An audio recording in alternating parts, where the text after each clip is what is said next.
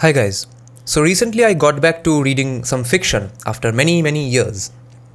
I think the last fiction I read was Sanjeev Sanyal's little short stories, and before that I read Christopher C. Doyle's Mahabharata Secrets when I in 2014-15, and before that I read Harry Potter and other Bengali fiction books when I was a kid. In between I stopped reading books, and then I gathered my habit back by reading fiction, non-fiction. Now the problem with non-fiction is that it's always about educating you on things, and automatically what ends up happening is you get pissed off for understanding the unfair things that are going on around you. So you tend to be pissed off, and to save myself from being pissed off all the time from reading non-fiction, I decided I have to calm the fuck down and read some beautiful fantasy fiction. So I started this book, this series called, the series is called The Faithful and the Fallen, and this is the first book in the series. Is by a guy called John Gwynne. Now it's a Celtic mythology inspired fantasy, epic fantasy with insanely great adventure, not adventure but action and beautiful politics.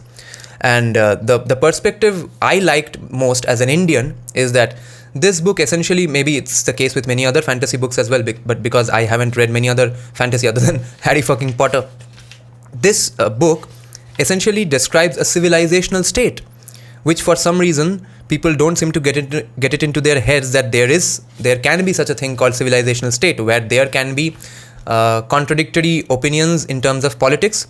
Some kings can invade other kings' lands, but there is a common culture and common gods who are worshipped in the entire land.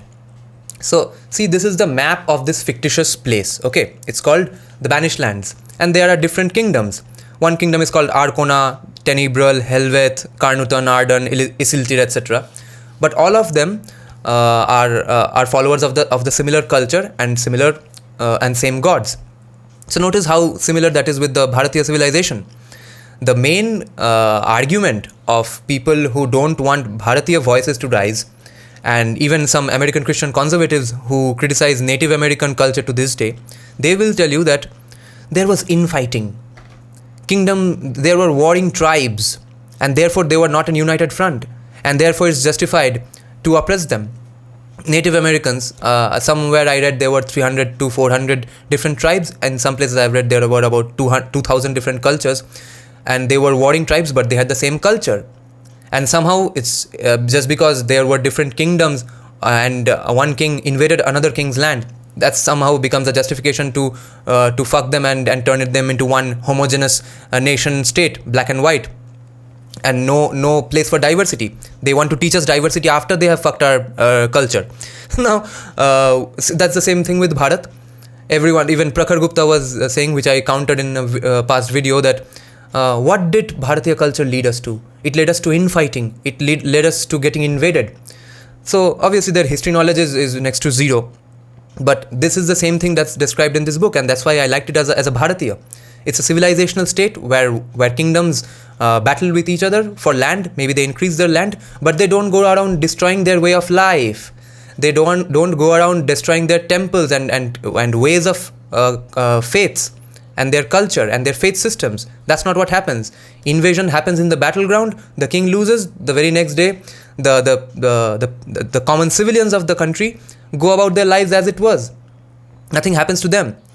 It's only when Abrahamic faiths start colonizing or invading your country, that's when your entire way of life changes. And then someday you become a nation state, and all of a sudden you gain the validity of the rest of the world. Civilizational states are apparently too high IQ for the West to grasp. Luckily, some of them are grasping these concepts, and it's not entirely similar to obviously the Bharatiya civilizational state, because after all, he's writing from an Abrahamic perspective. So when they write strong female characters, it's only after one major king has died, then a queen has come about, or when someone tries to write a strong female character in the West, they turn it completely woke, where the men are either villains or absolute stupid duffers, and that's how they write. That's how they glorify the strong female character. but they have not understood how to balance these two, as was the case in Indian mythologies and in Indian culture. So I think you all will have a great time reading this book if you all get into some fantasy reading. And the best thing about this book is everyone has been saying, that's why I bought this book in the first place, that the way of writing action scenes, the battle scenes, combat scenes, hand to hand and sword fighting, that is the best in this book in a long, long time. And that's probably because this author, John Gwynne himself, is a Viking war reenactor. There's something called war reenactment that goes on in the West, where essentially it's almost a semi-real life battle play acting thing. In America, they do Civil War reenactments, where all struggling actors and people from all sorts of life, they dress up, they use the exact same kinds of dresses and weapons, and they play out the wars that happened during their civil war in the exact locations that the civil wars took place. And so in the European areas, Viking war reenactment is a common thing. And John Gwynne, this author, he is a Viking war reenactor along with both his kids and his daughters. And one of his daughter had cerebral palsy and she passed away a few months back. And he himself was a professor of history in Brighton University as well. Probably Brighton University. I might be wrong on that, or some other university, but he's a full-time author now.